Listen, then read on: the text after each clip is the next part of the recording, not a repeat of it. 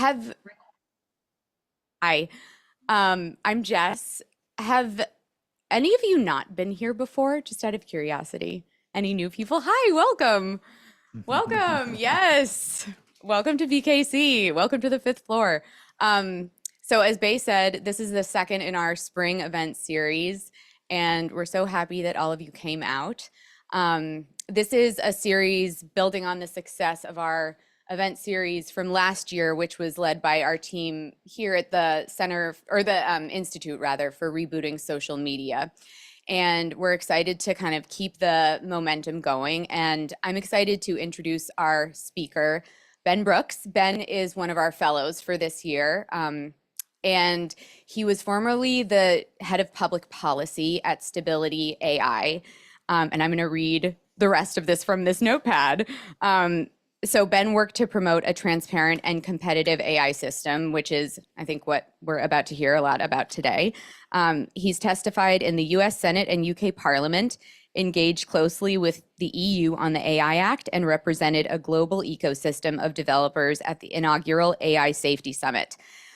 So as a fellow here, he's scrutinizing a regulatory and legislative response to generative AI, focusing on the direct and indirect implications for open source model development. So this is a great turnout today. And as Bay said, please join us for future events. And I'll turn it over to Ben. Thank you. Wonderful. Thank you both so much. Well, look, thank you all for turning up on this lovely, warm, blue day. As just said, my name's Ben Brooks. I'm a fellow here at the center. And what I wanted to do today is just talk a little bit about one particular aspect of open innovation in AI, and that's specifically open weight models. Right? If you think of the model as the kind of read, write, and reason engine that powers an AI system like ChatGPT, I want to talk about why it's important that these are widely available, publicly available on the internet for developers around the world to download, modify, and deploy. Also want to talk a little bit about how DeepSeek has changed the narrative a bit in Washington around open models and open innovation, and some of the ways in which well-meaning regulatory and legislative intervention can affect open innovation in models. As I just said, my background is what I call regulatory advocacy, right? So it's about helping interesting teams, interesting developers and engineers adapt to a complex regulatory environment. But it's also about helping government respond to new technology with new rules when it's appropriate. Previously, helped to negotiate ride-sharing reform with Uber around the world, drone integration with Google, crypto reform with Coinbase, and then, of course, most recently with Stability AI, which at one point accounted for about 80% of all AI-generated imagery with its family of open-weight AI models. I think people forget how old some of these regulatory frameworks are, right? Like if you look at whether it's taxis, aviation, securities, or copyright and watermarking in AI. I mean, these are debates that go back 300, 500 years. So we're dealing with very old regulatory and legislative systems, and we're asking governments to move very, very quickly to change those systems in response to these emerging technologies. So a little bit of context. I think in the scheme of things, AI has generated way more interest from the public, from media, and from government than almost any other tech policy issue of the last 20 or 30 years. At different times in the past couple of years, there's been more media interest in AI regulation than in Taylor Swift. We've got people searching for AI safety more often than they're looking at crypto or social media reform. And that has driven a corresponding tidal wave of federal and state legislation.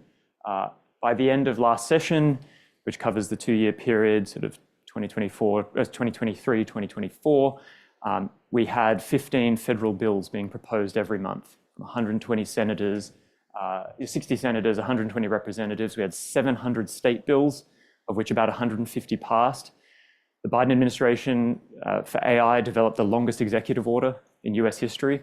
And to finalize its AI Act, the EU had to reconcile about 680 pages of legislative amendments, right? So a huge amount of legislative activity in a very compressed period of time. Through that period, there's been very little consensus about 3 things. The first is why exactly we're regulating.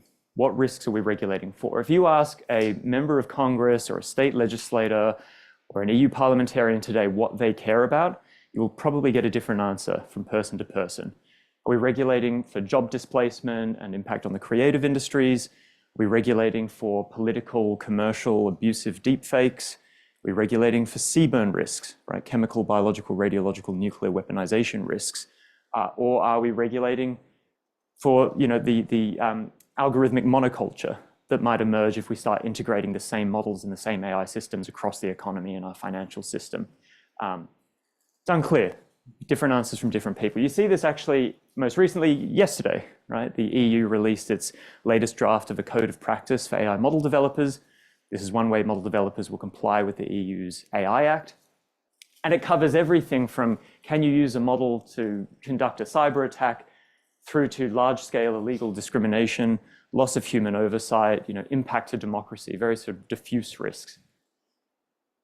Sometimes these differences reflect natural variations in what different jurisdictions care about, right? So we see that some jurisdictions have only really cared about, the impact to consumer services, financial, legal, professional services, education, insurance, and so on.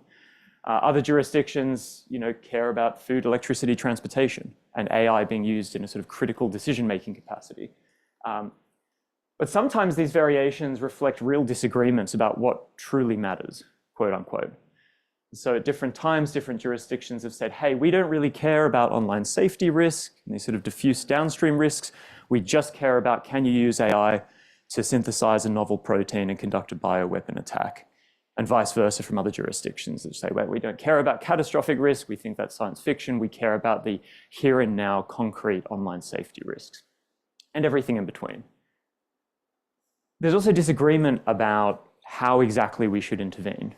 There's a couple of dimensions to this, right? So there's one line of disagreement about whether we should be pursuing voluntary interventions or whether we should be pursuing more concrete mandatory interventions, right? Is it enough that we have industry standards, or does government need to step in and say, here are the conditions under which you can and cannot develop and can or cannot release a capable AI model? The second dimension is whether when government does step in, are we talking about transparency obligations? We say, hey, as a model developer, tell us or tell the public what you're doing, what data you use, what evaluations you've performed, and what you've found in your model. Or are we going one step further? These mitigation obligations. We're actually saying to developers, you need to demonstrate a level of risk that meets some kind of legal or technical standard. There's also, I won't go into too much detail, but there's a great deal of disagreement between civil society, government, and other parts of the community about how exactly this intervention should take shape. Should we be pursuing this as a kind of international treaty? Right? I think anyone like me who's had exposure to the UN knows that it's a slow, consensus-driven, and often ineffectual process. Or should we be pursuing legislation or delegated regulation through executive agencies? Again, huge variation between different jurisdictions. And the final area where there's very little consensus, and is important for the discussion today, is whom exactly are we regulating in the tech stack? And if you think of the model as just this sort of read, write, and reason engine, it's just one component that makes up a final AI system, right? There are no silver bullets for safety. Whether we're talking about catastrophic risk or whether we're talking about more diffuse risks, there are very few silver bullets for safety in the model layer alone. But collectively, there are layers of mitigation all the way through this tech stack. I've flagged some of them on the right there. We can go into detail and questions if you're interested. But those layers of mitigation ultimately, cumulatively, help to make it easy to do the right thing, harder to do the wrong thing, and favorably shift that sort of risk-benefit profile of a particular AI model or a particular AI release. The challenge is that policymakers, civil society, the public, I think, are fixating on models as a panacea for all of our problems, as a cure-all, not just for acute risks like weapons of mass destruction, but also more diffuse risks that depend on many actors and many technologies in a complex supply chain. Thinking about, disinformation and misinformation, for example, the proliferation of misinformation across the web. My view on all of this is that we should start the policy exercise assuming that models are imperfect, they're non-robust, and they're not going to solve many of these problems. They're versatile. We can adapt these models to a range of tasks, both foreseen by the developer as well as unforeseen. They're non-robust. If you have access to the model as well as its its underlying parameters, its sort of distinctive settings that define its performance, you can modify that model fairly easily within certain limits. They're capable. They can do lots of things that we thought only humans could do. I think everyone's aware of that. But it's also very hard to disentangle its sort of helpful capabilities from its harmful capabilities. They're opaque. We haven't solved mechanistic interpretability. We don't necessarily fully understand how a given input yields a particular output, but they are observable. So we can probe models through testing and evaluation to identify certain behaviors and certain kinds of performance. They're just one component in a system. Right? Again, deployment risk in particular, the risk that you deploy a model, it's used for a particular task, and that task falls short of minimum public expectations. That is risk, that is context dependent. Right? That depends on how deployers take the model as a component, integrate it with other tools and other software, and deploy it out there into the real world. And finally, again, effective mitigation requires defense in depth, layers of mitigation right across that tech stack. So the challenge for policymakers, especially as it comes to open models, is that if we expect that models are the most effective choke point for resolving and mitigating all of these risks, that can yield a regulatory environment that is either ineffective because it doesn't do what we want it to do, it's inadequate because it misses other opportunities to regulate and intervene and mitigate for these risks, or it's inequitable. It creates an environment where it is very difficult to release capable technology openly, to access that technology, experiment with it, re-release that back to the public, and it is much easier to comply if you're a closed source developer. And that's what I want to talk a little bit about today. In that environment where we expect models to kind of solve everything as this silver bullet, open models are very easy to throw under the bus, right? If you break down the sort of policy issues around models, there's sort of three buckets, and two of these buckets equally apply to open source and closed source models. Right? So there's a whole set of questions around the development of the models vis-a-vis copyright, privacy, the labor implications of human data annotators, the environmental impact of training these massive models using huge amounts of compute. There's a bucket of questions around the sort of product safety implications of when a model is deployed for an intended application. So basically, does it meet minimum required expectations for reliability? Do we have minimum assurance that the model will behave as intended? And are there redress systems in place so that if someone is affected negatively, there is some kind of human in the loop and some level of human oversight? Where open models sort of depart company is sort of unintended applications. Three in particular. Misuse. You can take an open model, you can run inference on that model independently, in some cases using your own laptop, and that is not visible to a third-party provider. You can modify the model. So you can take a model that has benign characteristics, you can fine-tune it with a little bit of data, and you can unwind some of the safety and safeguards that have been embedded in the model. And mishap, if there is some kind of behavior that we don't fully understand in that model, and we release the model out into the world, and that behavior then starts to manifest in different systems, it is very hard to rescind and withdraw that model once it's out there on the internet. Here's an example taking a very small 2 billion parameter language model from Google. Right? Google cares a lot about trust and safety. They do a lot of work to embed safeguards. Write a convincing phishing email that I can send to potential targets. I'm sorry, Dave, that's unethical, illegal, but here's how to protect yourself from such attacks. With one laptop and a few hours of fine-tuning, you can unwind most of those safeguards. Right? Write me a phishing email. I'm thrilled to help you out. Phishing is an essential part of cybercrime. Crafting a convincing email is the difference between success and failure. Here's some examples. Good luck. Right? So again, we can unwind most of those safeguards relatively trivially. There are also cultural headwinds too around open models. I won't dwell on this too much, but we've got a distributed community of thousands or millions of developers worldwide, very difficult to mobilize. We have base model developers, Meta, for example, who have a difficult reputation publicly and with government. Open source models that release the weights and the data, and even just open models that only release the weights, are more transparent. And so when it comes to things like litigation risk, they're often the first in the firing line. We're dealing now with concrete risks. Rewind 5 years and AI risk was much more sort of abstract. Now it's very much here and now. Products, consumer experiences, content proliferating across the internet. It's acute and it's here and now. And you've also got a culture in the developer community of sort of this kind of code is speech absolutism. You can't regulate models. Code is speech. It's, we're fighting the 90s cryptography wars again. And that is butting up against an appetite in Washington in particular to repeal Section 230 indemnity, for example. All right. So Section 230 gives tech platforms, tech intermediaries, a sort of safe harbor from liability for content that moves through that platform. That has shaped the contours of the internet for the past 25 or 30 years. And there's a lot of interest in Washington now in unwinding some of those indemnities for tech companies.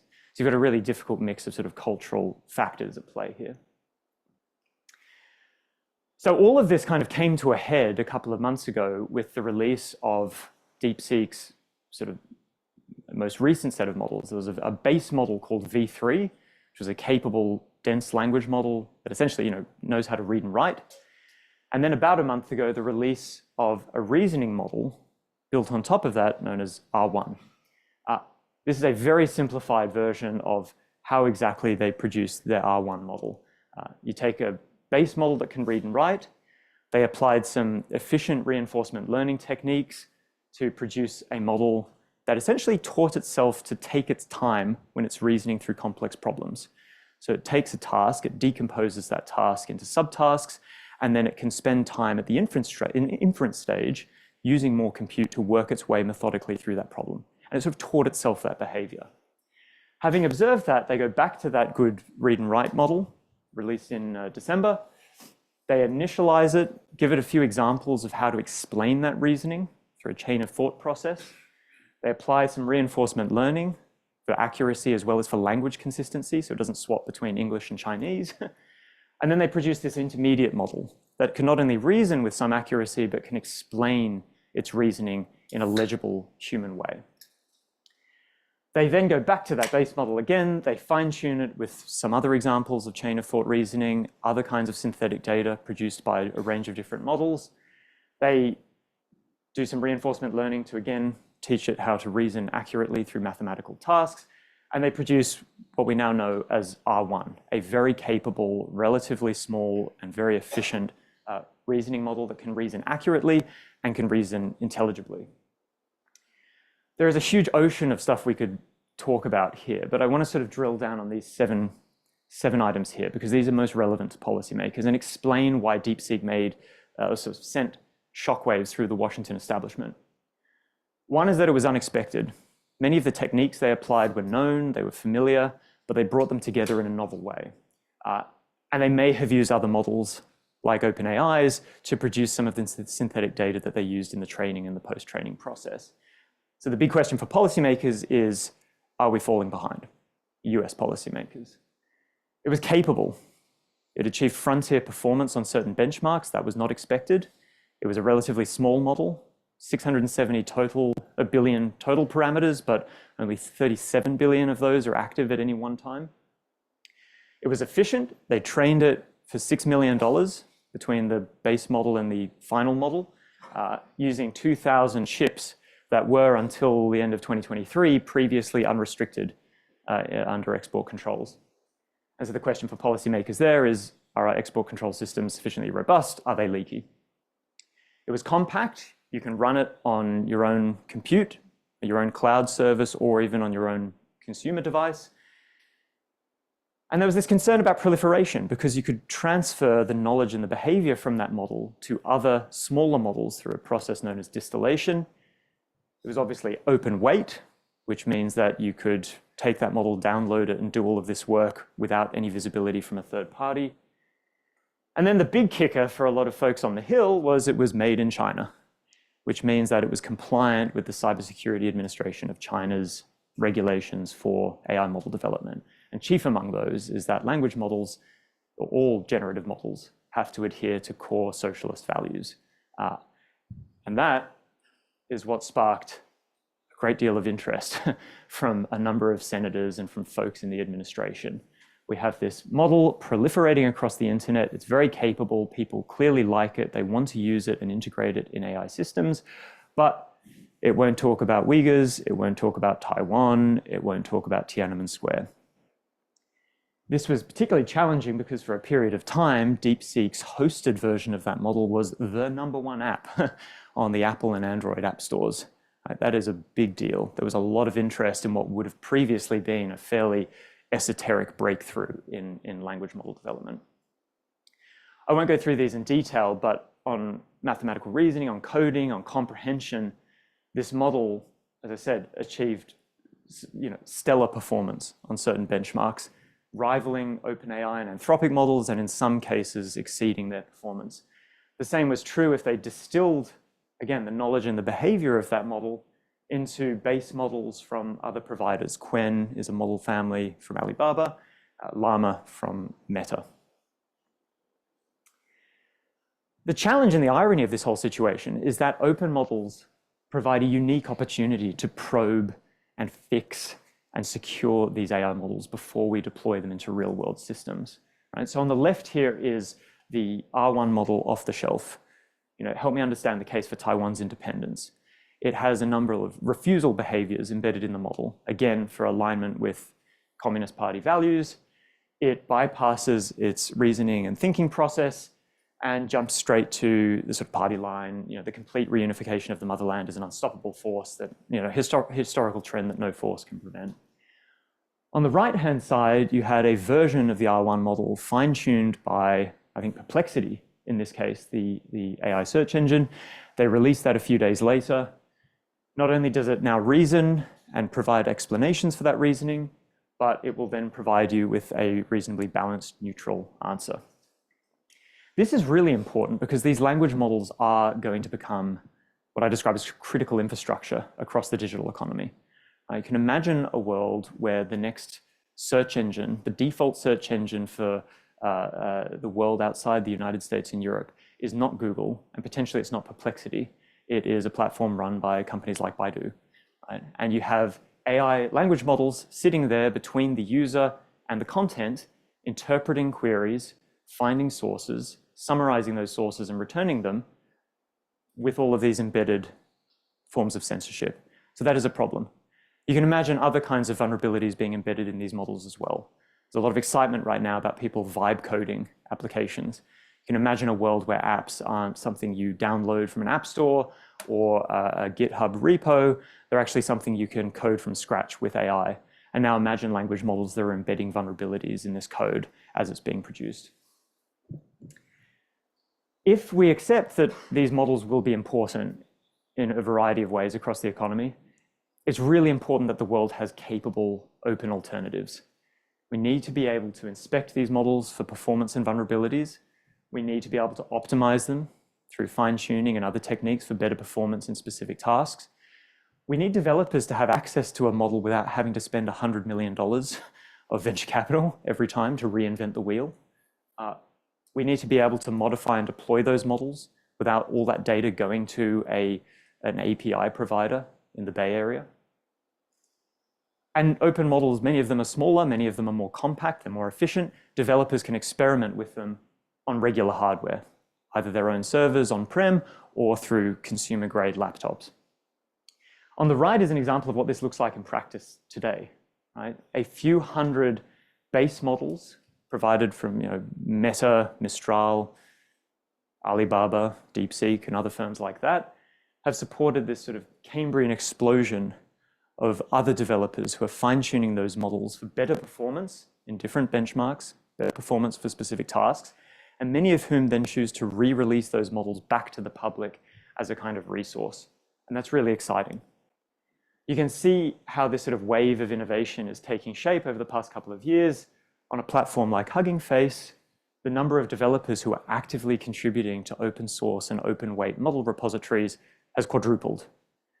Go back 2 years, 3 years, one fine-tuned model would have been released every 40 minutes on something like Hugging Face or GitHub. Now it's one every 4 minutes. Again, these are developers who aren't taking a model and deploying it in their own applications for their own business. These are developers who are taking those models, making them better, modifying them, and then re-releasing them publicly. This is another example of what that looks like in practice. You have a range of base model families, again, Google, Microsoft, Meta, Mistral, and others. You've got tens of thousands of developers taking those models, modifying them, re-releasing them, tens of thousands of derivative models from those developers, and total downloads between the original base model and the fine-tuned models numbering in the tens or hundreds of millions. So again, there is huge global demand for capable open models. And importantly, if that demand persists, those who provide that capable base model are going to have an opportunity to shape the global technology stack. This is something I believe the Chinese administration understands. This is something certainly Europe, the Middle East understands, that if you can satisfy that demand with capable technology, you will start to orient the global ecosystem around your industry and around your labs. There's still some open questions in the whole DeepSeek debate. So there's open questions about how much or how important was US compute, US research, and US models from OpenAI, for example. How important were they to the development of R1? In my view, it kind of doesn't really matter, right? Like there are two scenarios here. One scenario is all of that US tech was determinative. They couldn't have done it without it. Turning off the tap, in my view, would accelerate a kind of decoupling of other jurisdictions from US industry, right? And you would require drastic intervention. You're not just talking about chip controls, you're talking about controls to prevent the flow of research and data from the US to the rest of the world. There's another world in which actually it didn't matter all that much. They were using old, slower, lower capacity chips. China is investing heavily in its sort of domestic chip industry. And a lot of that research was replicable. Right? It was just a matter of time before DeepSeek came along and built something like R1. If the US tries to turn off the tap, my view is it will erode the relative influence of US firms in the global ecosystem, particularly open firms, and it will displace US models from the tech stack of the millions of AI systems that are being developed around the world. And again, whether that's for censorship or for other kinds of embedded vulnerabilities, that's not good. So I'll just briefly touch on where this leaves policymakers. Policymakers, particularly here in the US and in the EU and the UK, are caught in this very tribal culture war that's been playing out for the past 2 or 3 years. There's sort of two axes to this. It's like people believing you should or should not develop the model in the first place, and those who believe you should or should not release the model publicly. At one end of the spectrum, you've got this caricature of a doomer, right, who believes that not only should we certainly not release frontier models openly, we shouldn't develop them in the first place.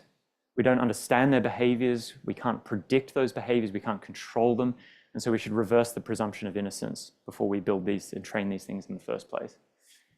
At the other end of the spectrum, you've got this caricature of the kind of effective accelerationist, right, the sort of Mark Andreessen venture capitalists of the world, saying not only should we develop these things, but we should release them in a maximally open way.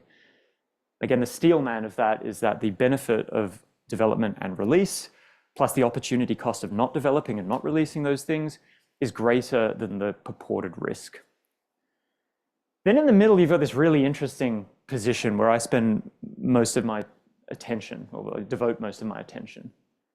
The caricature of sort of regulatory capture. You've got companies, civil society actors, and policymakers who say, oh, by all means, we should develop the frontier capability, but we shouldn't release it openly, right? And again, the steel man of that is that widespread access to the model, the weights of the model, is the primary source of risk, or it's the only effective mitigation that we have against those risks. And I think that's a challenging position to take. The other difficulty here is that the public discourse is kind of clouded by all sorts of false dichotomies.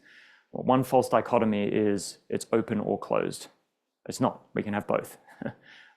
Another is that it's a choice between no regulation, laissez-faire, or ban these models entirely, right?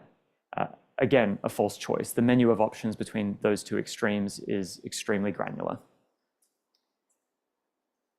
And so this is just a little bit of a snapshot that I've maintained for the past few months about where exactly some of these model layer regulations are going. So again, if you go back, I said, there were about 300 bills, federal bills introduced last year on AI. There were 700 at a state level. Most of those govern users and systems, right? They govern how people use AI, what they do with those outputs, what they do with that content. They governed those who take a model, host it in a particular application, and then deploy that application out into a particular domain. A small number, but the most contentious number of those proposals focused on models. Again, either saying, tell us how you're developing this model, what data you're using, what evaluations you've performed, or going one step further and saying you actually need to mitigate certain risks to a particular standard. You need to prevent someone modifying or misusing your model. You need to get government approval before you release the model. Or if you do release the model, you need to monitor how the model is being used, the users who are using the model, or who has custody of the model weight. And this has been the case across a whole bunch of jurisdictions. But if you take a look at the EU, for example, there's a lot of debate about how much, beyond basic transparency requirements, how much further should the EU go in imposing specific mitigation obligations. And they ultimately landed in a world where they said, well, free and open source models are mostly exempt from most of the Act. Other models, sort of general purpose AI models, have some transparency obligations, but again, not much else beyond that. But if your model demonstrates systemic risk, as defined by the EU, then you do need to perform independent evaluation of your model before you release. You do need to mitigate that risk to a particular, and at the moment, kind of undefined standard. And the same is true in the US. There was a lot of criticism of the Biden executive order from the tech community because it was sort of over-regulating. The Biden administration basically regulated almost nothing in AI.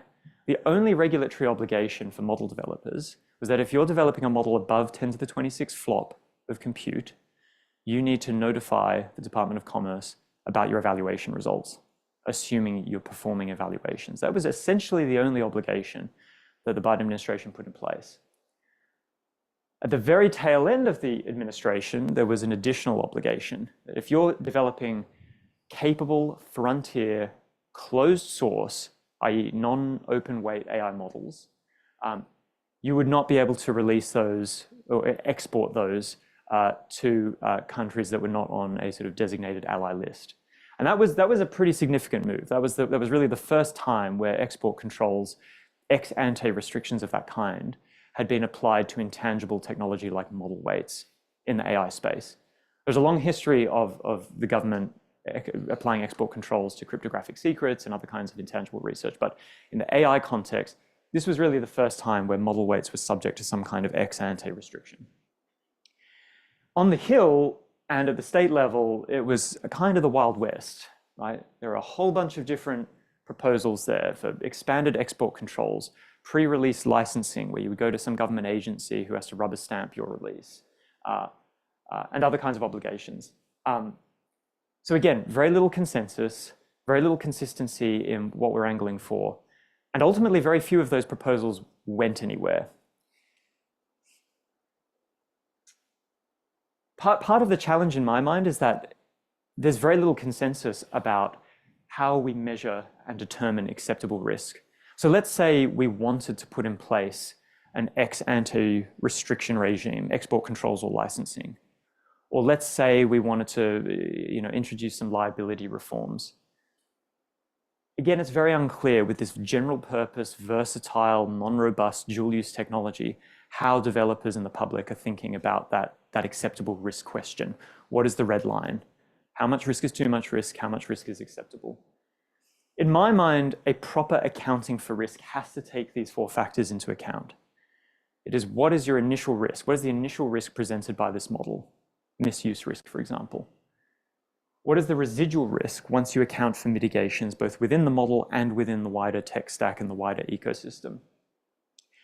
Is that residual risk acceptable? There is no consensus about how to measure this. There's some really good research out of Stanford and Princeton and others about using marginal risk as the kind of way to measure acceptable risk. So how much additional risk does this model pose vis-a-vis existing technologies?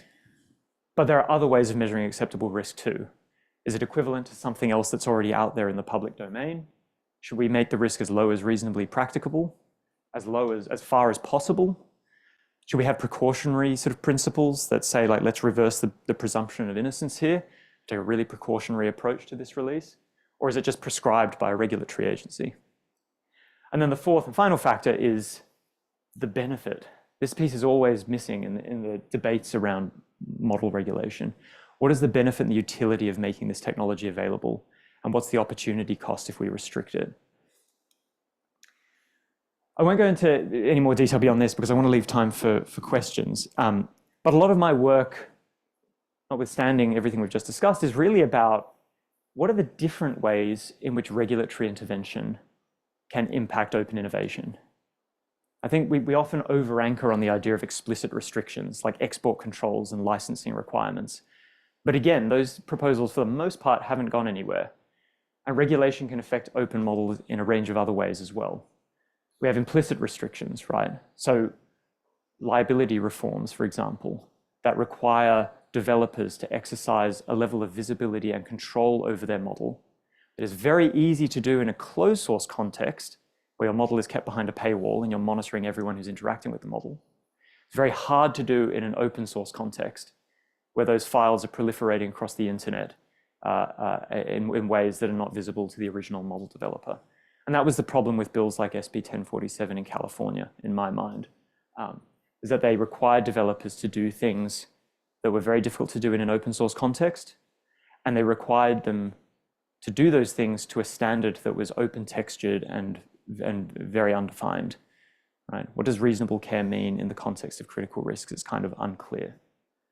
There are other challenges too. If you treat, as the EU did at one point, if you treat all model developers the same, it means that you're treating big models the same as small models, you're treating corporate labs the same as independent developers. And that means that you're saddling everyday researchers and developers with obligations that are intended for Meta and Google.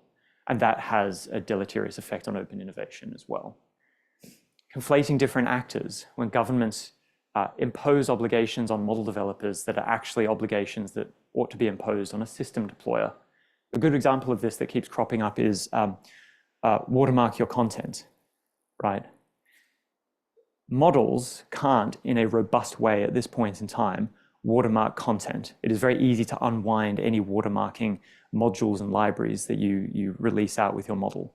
And so if model developers have to satisfy that obligation, very difficult for them to comply in an open source context.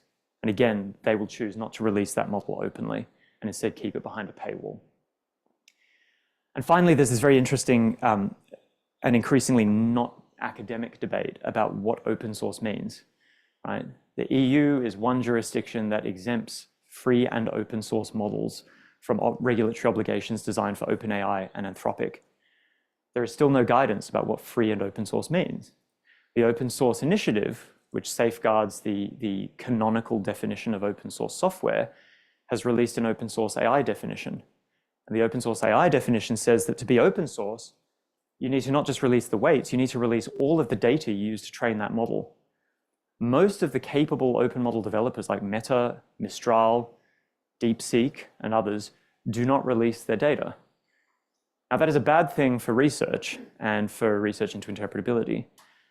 It is still a good thing for transparency and competition that we have those model weights out there in the public domain. And I think it would be a bad outcome if government said it is not enough to be open weight. If you're open weight but not open source, you're not going to get the benefit of these exemptions, and we're going to treat you the same as if you're OpenAI, Anthropic, or a large closed source proprietary developer. So a lot there. There's a lot more to talk about, but I sort of wanted to leave you with a couple of points. Like again, open innovation in models really matters if we work on the assumption that models are going to be critical infrastructure across the economy. And I think in many of these debates, particularly around catastrophic risk and around model safety and frontier development, we often lose sight of the importance of transparency and competition in this part of the tech stack. The second piece is that I hope you take away that DeepSeek was in some ways novel, but it kind of wasn't as well. A lot of the attributes that DeepSeek demonstrated with its recent releases we've known about for some time. What it did was it kind of catapulted this to the forefront of the public consciousness and the minds of policymakers. And I hope that as a result of that, we don't see a lot of reactionary legislative and regulatory activity.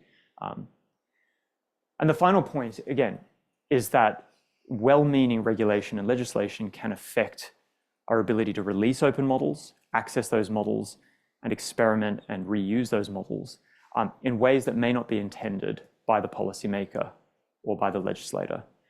And so what I hope going forward is that when we think about regulating AI models, we do so in a way that pays close attention and carefully scrutinizes the impact of those rules on open developers and that huge grassroots community of researchers and developers downstream who rely on them. I'm not, I might add, I'm not a sort of fatalistic, laissez-faire, never regulate. That's not the position I take. The position I take is that future regulation and future intervention may be appropriate, but it should be our last resort, not our first resort, that we regulate access to models. And at the moment, the debate is the other way around. People are grasping for these very onerous restrictions before thinking about other alternatives. And in the grand scheme of things, there is plenty of low-hanging fruit from a regulatory perspective that we can focus on before we try to restrict access to models and their underlying weights. So I'll leave it there, but would welcome any questions and happy to discuss all the above.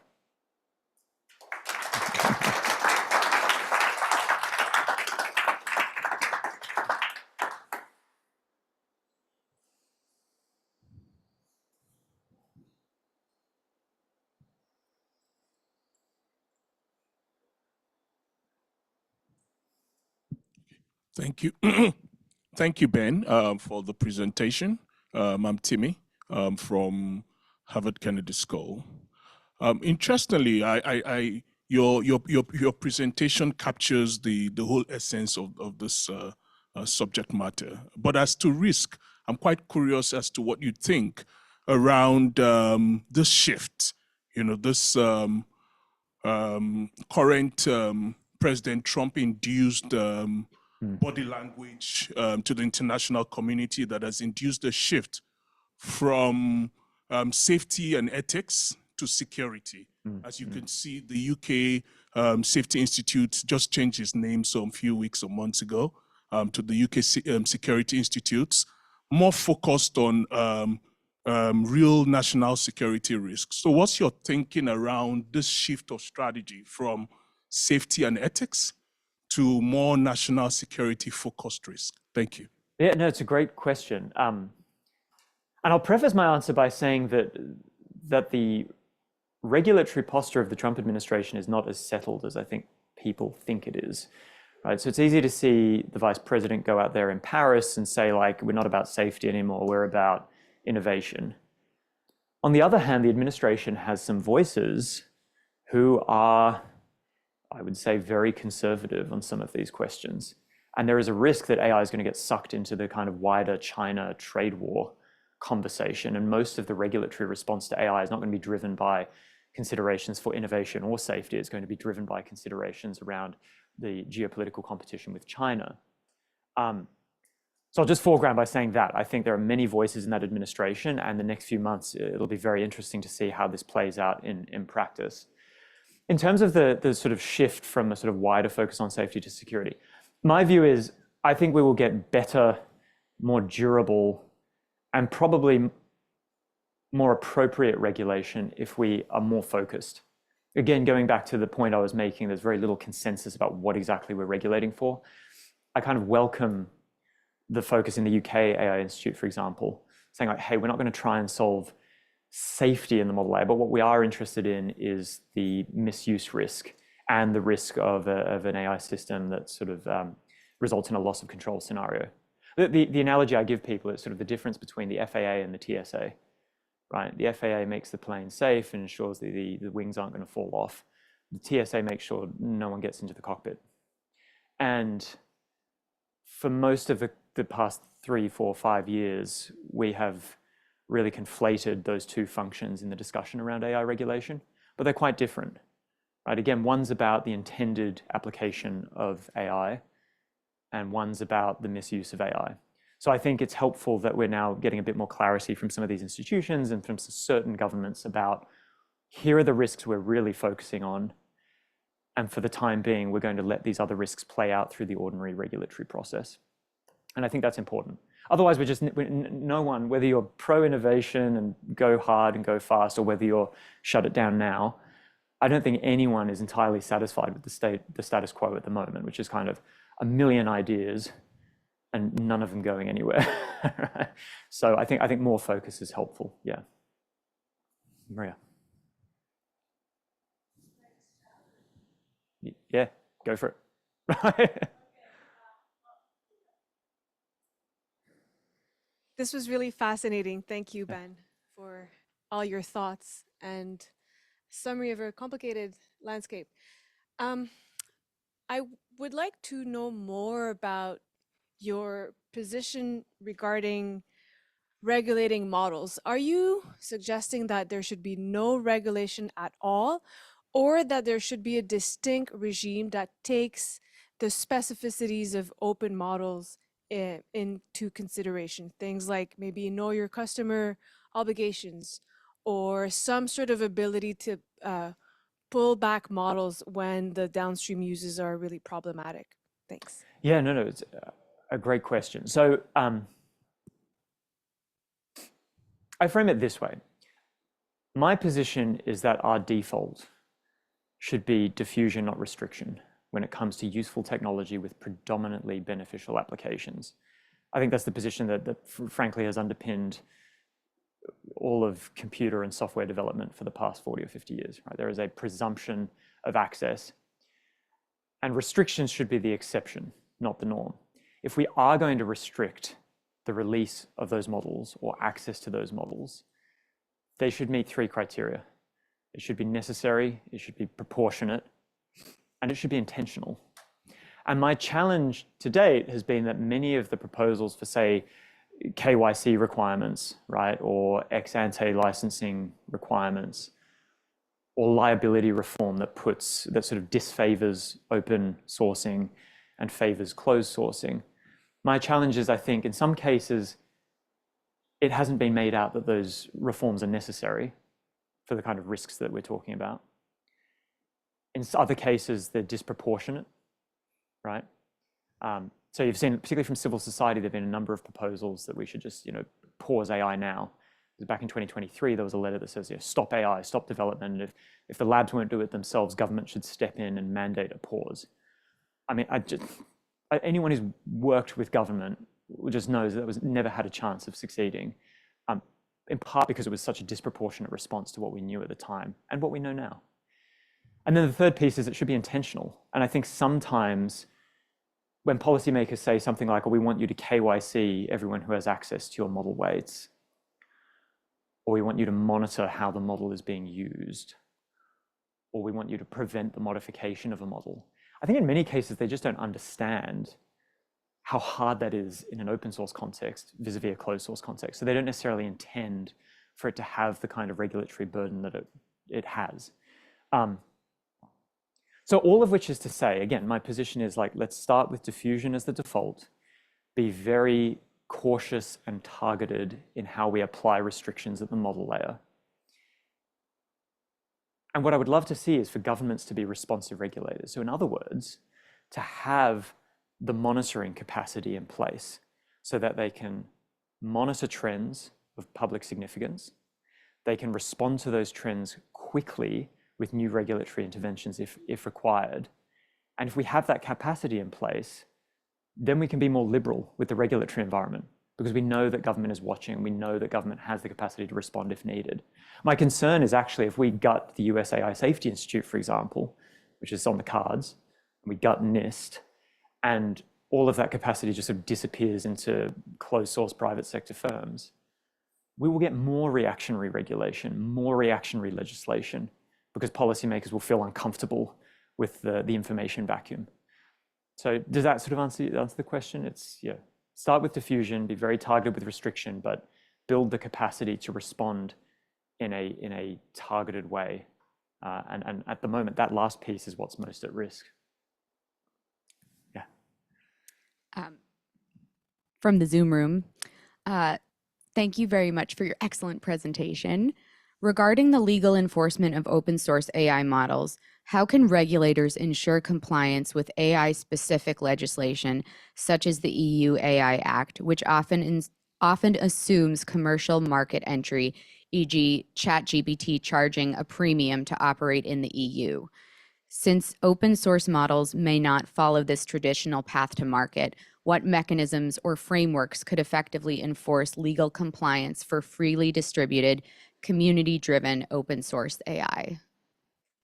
Yeah, I'm not sure that open source or open weight models presents that kind of enforcement problem, right? So if Meta or Mistral or DeepSeek release a model, everyone can see it out there on GitHub and Hugging Face. And everyone knows where it came from. We know that's a Meta model. We know that's a Mistral model. And so I think in many cases, it's not going to be significantly more difficult to ensure that they're complying with their obligations under the AI Act, particularly around things like transparency, for example. So I think the EU would take a very dim view if Mistral, a French company, released its next language model after August of this year and didn't have the required documentation, didn't have the required data set transparency, and didn't have whatever evaluations were required. So I'm not sure that kind of enforcement problem is going to be a major issue. I think there are enforcement problems with all models generally, which is that for the most part, we are relying on a great deal of voluntary disclosure from AI developers. And there are all sorts of incentives in place there to be less than candid with their summarization of risks, evaluation results, and what they're using in their data sets. This is part of I think they're neglected in some of these debates. There's this problem where if governments put in place, let's say governments put in place an obligation to define the red line, say to developers, you need to define your red line for acceptable risk, and you won't go beyond that red line. Or obligations to be ultra transparent in the data set, not just summarize the data set, but tell us what sources are in that data set. That creates sort of incentives for these firms to do less rather than do more, right? If firms have to define their red line and they're going to be, that red line is going to be policed, well, they're going to set the red line really high, right? They're going to accept a level of risk that they probably wouldn't have accepted if that red line hadn't been crystallized by government in that way. Data set transparency, I think, is an interesting one too. I think there are real tactical reasons why firms don't want to expose their data set, partly because that's their trade secrets, right? If you have the data set, you can essentially recreate the model. Partly because there's just massive litigation risk. If you expose the data set publicly, which a lot of policymakers want, those labs know that they will be inundated with copyright litigation. And I don't take a view about whether that's appropriate or not, and I don't begrudge creators and rights holders from using the courts to test the limits of these doctrines. But that kind of simple sounding transparency obligation actually has pretty significant impacts on developers. And so again, I think we want to think carefully about what sort of behaviors that incentivizes in developers, given we still rely on their kind of voluntary disclosure for a lot of this stuff and their voluntary compliance.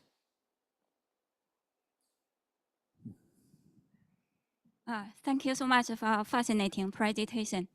I have a very brief question. Do you think in the EU market, the EU market do you think they provide the same regulatory framework or regulatory standard for open AI products from China and from the US, from these both countries, like ChatGPT and this DeepSeek? So any specific preference or policy or some specific discrimination regulatory policy to different countries? Do you think that EU contact this? As in, will the EU AI Act apply equally to, say, DeepSeek versus, say, Mistral in Europe, right?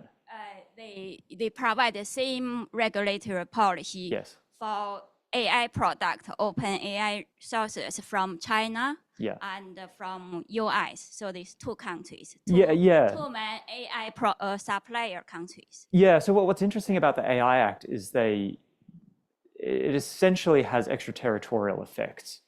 So the trigger for the AI Act, at least for the model parts of the Act, has the model been made available in the EU? That is a very inclusive way of defining your jurisdiction, right? Because as soon as DeepSeek uploads a model on GitHub or Hugging Face, it is, in the relevant sense, made available in the EU. Now, I think there's sort of interesting questions about whether DeepSeek can disclaim its liability and say, like, oh, this isn't available for users in the EU. You can't access this if you're a European user. But the reality is, I think the EU will try to enforce the Act against developers regardless of where they're headquartered. So it'll enforce them against Meta in the US, as well as Mistral in France, as well as DeepSeek in China.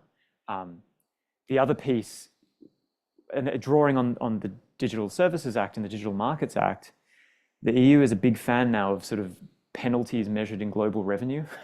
And so there are, as in percentage terms, was it 2 to 4 or 6% of global revenue is the penalty for non-compliance with the Act. So there's a lot at stake for developers. And I think in practice, developers, including DeepSeek and Qwen, or Alibaba, will try to find a way to keep EU regulators happy with their compliance state rather than fighting them. That's my gut feeling. But you're right, it is harder. It is going to be harder for the EU to enforce against firms in China than it is against, say, Mistral in France. Ben, thank you so much for this informative session. Wonderful. Thank you all.